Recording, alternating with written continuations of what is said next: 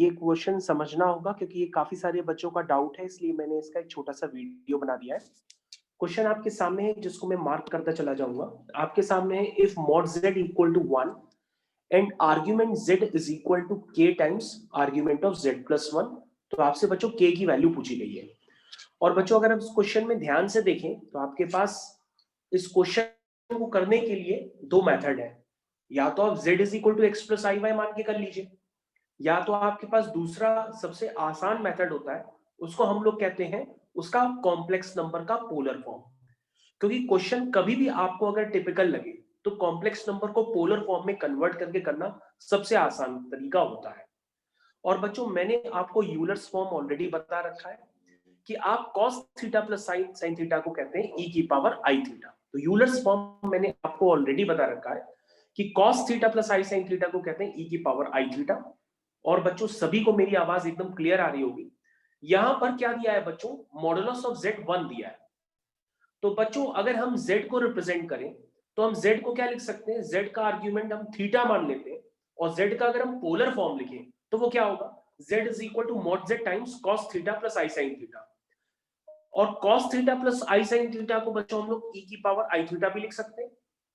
तो बच्चों मैंने पोलर फॉर्म को पूरा ना लिख करके हमने cos theta plus i sine theta को e की पावर आई थीटा लिख दिया।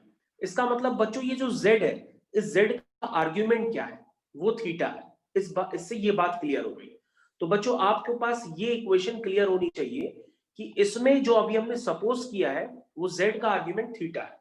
लेकिन बच्चों अब हमको z प्लस 1 का रिलेशन चाहिए।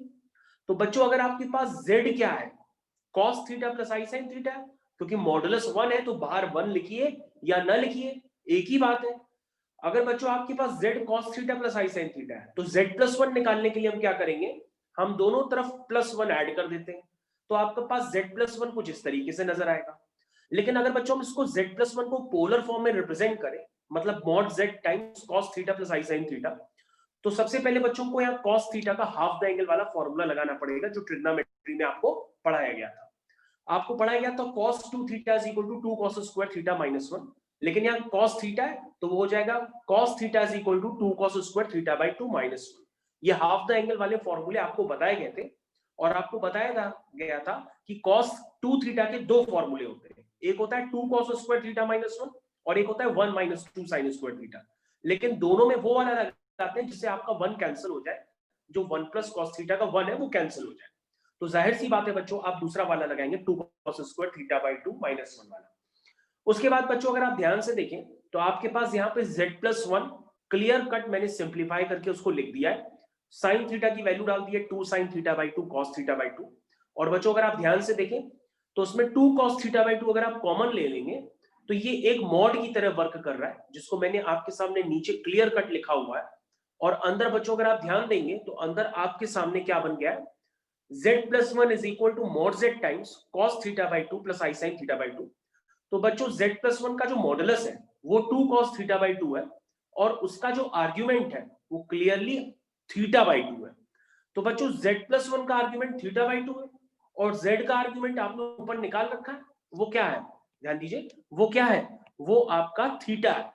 तो बच्चों अगर आप इन दोनों इक्वेशंस को आपस में डिवाइड करेंगे, क्योंकि आपको जो निकालना था वो argument z is equal to k times argument z plus 1 है। अगर बच्चों argument z upon argument z plus 1 का अगर हम रेशियो निकालेंगे तो बच्चों वो 2 आएगा और 2 आपका एक सही आंसर बन जाएगा। इसलिए बच्चों आपका आंसर हुआ डी पार्ट। आई होप सभी बच्चों को समझ में आ गया होगा। अगर ये सॉल्यूशन आपको समझ में आ गया है तो इस वीडियो को जरूर लाइक करिए ताकि मैं आपके लिए और भी वीडियोस बनाऊं।